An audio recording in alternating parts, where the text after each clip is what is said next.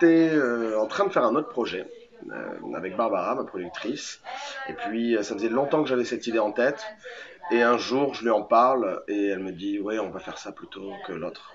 Et donc, on a commencé à écrire et puis on a tout de suite trouvé un diffuseur. Et donc, ça s'est fait en réalité très rapidement. C'était une idée que j'ai eue en 2013, donc je l'avais en stock depuis belle lurette. J'avais quasiment rien, je me disais juste, ok, une patineuse artistique dans le monde du roller derby, ça peut être cool. Et puis finalement, 5 ans plus tard, on a commencé à écrire cette histoire.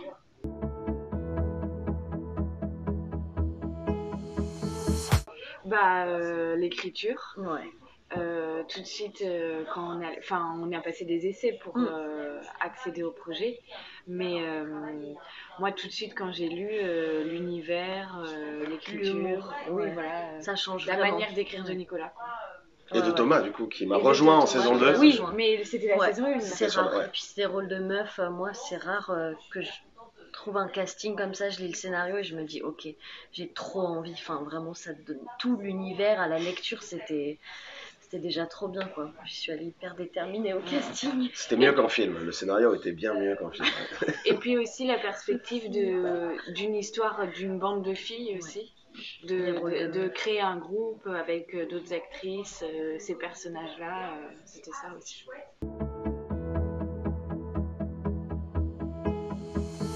Pas du tout. Ah, Salomé, championne de France de roller. J'ai pas menti au casting parce qu'on nous a demandé est-ce que vous faites du roller. J'ai pas menti, on pourrait, il y a des acteurs qui le font. J'ai dit non. Ok, mais t'as pas peur? Non, merci. T'as pas peur? Non. Pas du tout. J'ai fait du judo 3 ans. Mais heureusement, on a été super bien coachés, notamment en saison 2 et tout. Et voilà, après on a... moi, j'ai des anecdotes. C'est un mec qui a pleuré pendant une prise. Super. Non, en réalité, c'est épuisant, surtout quand on n'est pas habitué à ce sport. On avait fait une journée de 9 heures, je crois, sur des patins. Moi, j'avais le beau rôle parce que j'étais globalement assis sur une chaise. Et sur des baskets. Et dans des baskets extrêmement confortables, dont on terra la marque. Et non, c'est éprouvant. Après, voilà, Salomé est une comédienne formidable, donc il est hors de question que je ne la prenne pas uniquement parce qu'elle patine comme une chèvre. Mais il ne le savait pas.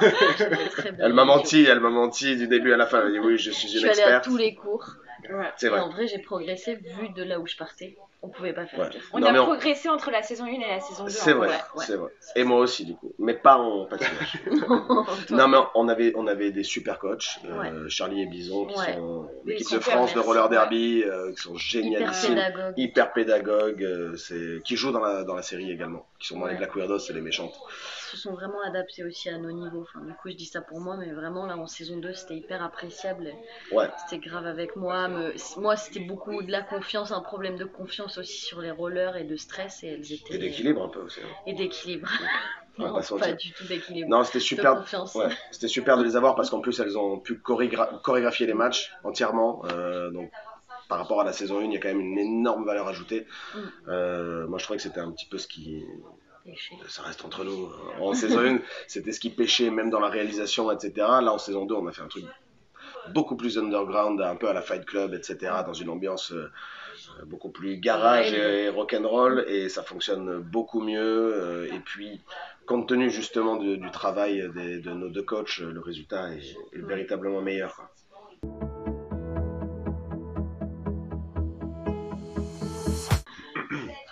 C'est moi. C'est Thomas qui m'a écouté énormément en café. Mais c'est le ton. C'est le ton qui a légèrement changé. C'est-à-dire que c'est les mêmes personnages, c'est la même bande de filles, c'est le roller derby, sauf que comme le disait Nicolas, on est parti sur une histoire un peu plus, enfin sans rien spoiler, mais on est parti sur une histoire un peu plus thriller, un peu plus, avec de l'action, avec des vrais cliffs à chaque épisode. C'est la bande aussi, le groupe est... Dans la saison 1, le groupe se constituait. Là, on les met en danger, donc il y a quelque chose de plus tendu, en tout cas de plus nerveux dans la réal et dans l'écriture. Et dans chaque perso aussi, on apprend plus sur leur passé, sur... En fait, dans le storytelling, en saison 1, je pouvais pas vraiment échapper la comédie sportive, il faut un tournoi à la fin, dodgeball, etc. En 2, on s'est complètement affranchi de ça. Et c'est vrai que on est rentré dans la saison 1 dans Derby Girl avec un seul personnage, celui de Lola, interprété par Chloé. Et donc fort de la saison 1, j'avais quand même envie d'explorer tous les autres persos. Donc avec Thomas, c'est ce qu'on a fait. On a commencé à bosser toutes les lignes de persos, etc. pour mieux les connaître, parce que je trouvais que c'était pas vraiment des persos secondaires, parce que ça reste quand même la bande de filles. Mais j'avais envie d'approfondir un petit peu ces persos que j'aimais tout particulièrement, parce que ces personnages sont interprétés formidablement bien. Et parce que vous ressemblez un petit peu à vos personnages d'une certaine façon, à bien des égards. Et donc ça a changé, le storytelling a changé. On a écrit Fiona Labgora aussi, qui n'est pas là. Exactement, oui, bien sûr, il y a une troisième avec nous. Exactement, mais elle n'est pas là. Voilà, mais on la salue et on l'embrasse. Et puis, oui, donc dans l'écriture, ça a déjà un petit peu changé. Dans la réalisation, aussi, parce que on grandit, on s'améliore. Moi, c'était ma première grosse production, la saison 1, donc forcément, on voit toutes mes références en saison 1, où j'ai voulu faire comme les gens que j'aime bien. Là, on voit que c'est beaucoup plus assumé, c'est beaucoup plus mon style, etc. Et voilà, quoi dire d'autre. C'est bien, déjà. Non, mais alors, moi, je suis très satisfait. C'est très différent. C'est vrai qu'en saison 1, c'était vraiment le groupe des nanas. On avait envie d'être leurs potes, de traîner un peu. Il y avait un rythme un petit peu comme ça. On ne sait pas trop. Elles sont posées, elles discutent de tout, de rien.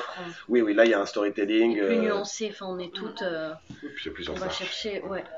Oui. Plus dans des nuances de chaque personnage, leur complexité et tout aussi. Pour le coup, il n'y a aucun personnage qui est laissé de côté. Ouais. Elles ont toutes leurs arcs narratifs et ça, je crois que ça et paye. puis même sur l'humour, la saison 1 c'était plus sur, je sais pas, les vannes ou... le gag, Jean-Marie Bigard. D'ailleurs, votre genre des mots. Non, mais c'était plus des vannes. Et là, je trouve que le côté délirant, il vient aussi des situations et de l'écriture, enfin de comment ça part vraiment, quoi. Voilà.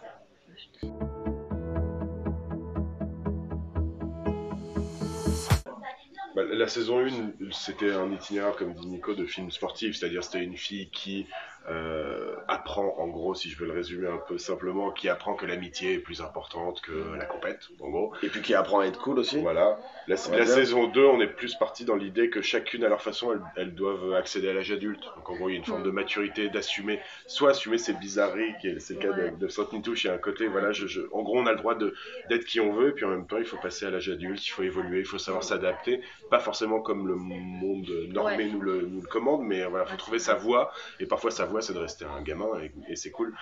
Disons, je pense que la force de Derby Girl, qui est quasiment quelque chose d'inconscient et qu'on a compris plus tard, c'est qu'en réalité, ça parle de nana et de filles normales en réalité, comme mes potes, etc. Et elles ne sont... Elles sont pas définies par leur genre, en fait. Ni par leur genre, ni par leur love interest, comme ça se fait beaucoup. Il n'y a pas d'histoire d'amour, enfin presque pas. On s'en fout un peu. Et ça, c'est rare. Et moi, en écrivant, et même en créant la série, jamais je me suis dit, ah tiens, c'est des filles, il faut que je mette plus de ceci, plus de cela. J'aurais pu écrire exactement la même chose sur des mecs. Pour moi, ça n'aurait rien changé en réalité. Et à aucun moment, ça rentre en compte. Et je pense que c'est en ce sens que la série peut être féministe entre guillemets, même si beaucoup de féminisme, donc c'est un peu compliqué. Mais en tout cas, je pense que ça vient de là, c'est-à-dire que c'est juste une bande de meufs et cool et qui ressemblent aux vraies meufs, même si elles sont toutes extravagantes, etc. Dans leur style. Au passage, il y a quand même quelques thèmes qui sont abordés. Il y a bien sûr, exactement. Il y a le harcèlement, on parle même un peu de harcèlement à un moment. Enfin voilà, c'est par petites touches, en fait, il y a des thèmes qui remontent. Et puis il y a toutes les valeurs du derby de toute façon. Enfin, oui, le derby, c'est un sport hyper politique et militant, de toute façon.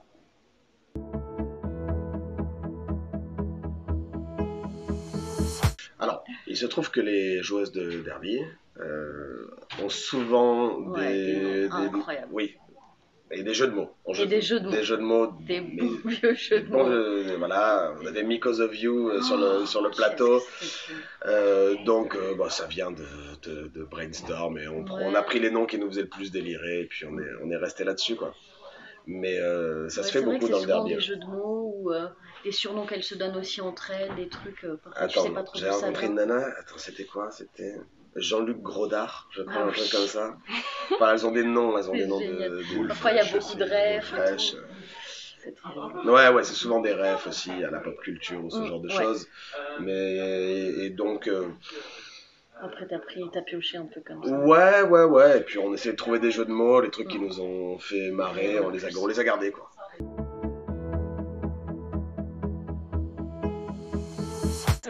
Là, ça dépend des scénarios, mais là. Franchement, moi quand je ris à voix haute. Hein. Ouais. Mais vraiment. Surtout la saison 2. Tu fais tout à voix haute aussi. Donc. Non, mais quand je lis dans ma tête, quand je découvre le script, les épisodes et tout. Ouais. Enfin, je fais ha ha ha ha. Donc ça, c'est un rire. Alors, sincère. Est-ce que vous voyez qu'elle est encore plus chelou que son personnage ou pas? Est-ce que vous vous en rendez compte maintenant ou pas? Mais surtout la saison 2, parce que pour le coup, moi par exemple, j'ai lu la saison 2, j'avais par exemple la voix de Suzanne. Oui, et son voix de absinthe et tout. Oui. Alors, et c'était encore plus drôle à lire. Alors, je reviens sur la question précédente. Ça aussi, c'est quelque chose qui a beaucoup changé. C'est-à-dire que cette année, nous, avec Fiona, on a écrit en connaissant les personnages. Leur phrasé, leur façon de parler, etc. Et les acteurs aussi. Typiquement, surtout avec vous, MJ et Absinthe, c'est des personnages, on sait très bien qu'une même réplique dans leur bouche ne fait pas rire, fait beaucoup plus rire que si elle était dans la bouche d'un autre comédien. Donc on connaît le personnage, on sait que ça va être payant sur 3 mots. Et Suzanne, on peut tout lui faire dire. On en abusait, on en écrivait trop en fait. On était, oh là là, mais quelle mouche te pique. Donc ça c'est aucun autre comédien ne peut le dire correctement. C'est un rythme, c'est des rythmes. Et après sur le plateau, il y a eu des moments compliqués. On doit tourner très vite, donc il y a eu des moments compliqués où moi j'étais à 2 doigts de partir en fou rire, donc j'essayais d'aller un petit peu plus loin avec cette jeune femme. Il y a beaucoup d'impro. Il y a toujours beaucoup d'impro. Je travaille beaucoup comme ça et c'est vrai que de temps en temps on ne se regarde pas, on se comprend. Mais on a eu des bons fous rires alors qu'on n'a pas le temps, donc c'était un petit peu complexe.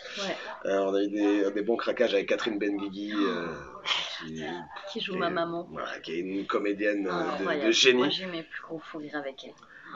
Il y a une séquence où elle a une marionnette comme ventriloque. Elle est en ventriloque et là c'était très compliqué. J'ai vu la costumière en train de pleurer de rire, devenir écarlate, je me suis dit putain on va pas s'en sortir quand même. Ça va être très compliqué. Finalement on a réussi mais c'était dur. Je frisais. Et je pense que toute cette ambiance, en réalité, ce qui a beaucoup changé également, c'est qu'on est tous devenus très potes entre la saison 1 et la saison 2. Plus simple, et puis on est partis en week-end, en vacances ensemble, etc. Donc forcément, ça crée des liens. On était dans une confiance quasi absolue sur le tournage. On sait très bien où est-ce qu'on doit aller. Et on connaît notre rythme aussi. Je sais pas comment dire. Par exemple, le rythme d'une scène. C'était plus simple c'était plus simple en saison 2 parce que vu qu'on se connaît très bien et qu'on connaît aussi Nico et la série, tout de suite il y avait des trucs plus instinctifs de comment ça se joue, tac tac tac, enfin des trucs de tempo. Non mais c'était encore mieux qu'en saison 1 pour ça. Et puis après moi j'ai la chance de travailler avec des comédiennes incroyable. J'ai fait une séquence avec Suzanne, une séquence un petit peu d'émotion et je voulais la mettre un petit peu en condition et juste avant de tourner, je me souviendrai toute ma vie de ça, j'arrive vers elle, elle me voit arriver et tout de suite tu te mets à pleurer et je me dis ok je m'en vais, c'est bon. Elle n'a pas besoin de moi.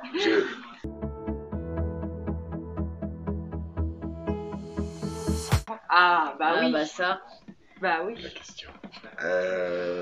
Oui. Alors, le temps. Avec Thomas, on a créé un autre projet sur une plateforme américaine dont je tairai le nom. Et donc peut-être plus tard. On verra d'ici 2-3 ans, je sais pas. Plus assez bien. Non, mais c'est compliqué parce que pour moi, Derby, c'est une série qui mériterait, on va dire, des meilleures conditions. un meilleur budget, hein, on va pas se mentir. Et c'est toujours très compliqué. On est très heureux d'être chez Slash parce que ça a été un tremplin formidable et c'était une aventure exceptionnelle. Maintenant, c'est vrai que pour une saison 3, on aimerait, je sais pas, pourquoi pas tourner aux États-Unis dans une compétition internationale, hein, contre l'équipe allemande. En tout cas, à la fin de la saison 2, tout est ouvert et tout est possible. Et à la fois, c'est satisfaisant si ça à s'arrête la fois là. tout est fermé, et à la fois tout est fermé. Si ça- Tout est possible. Moi, c'est des personnages que j'adore. Et après, en plus, c'est ma famille de tournage. Donc, évidemment qu'une saison 3, moi, je tourne demain s'il faut. Après, c'est vrai que ça, c'est 3 ans moi, c'est 3 ans de ma vie. J'ai aussi envie de passer à autre chose. Évidemment, elles seront toujours dans mes projets d'une façon ou d'une autre. Mais Derby Girl saison 3, on verra. Pour l'instant, c'est pas dans les starting blocks, mais pourquoi pas d'ici quelques années.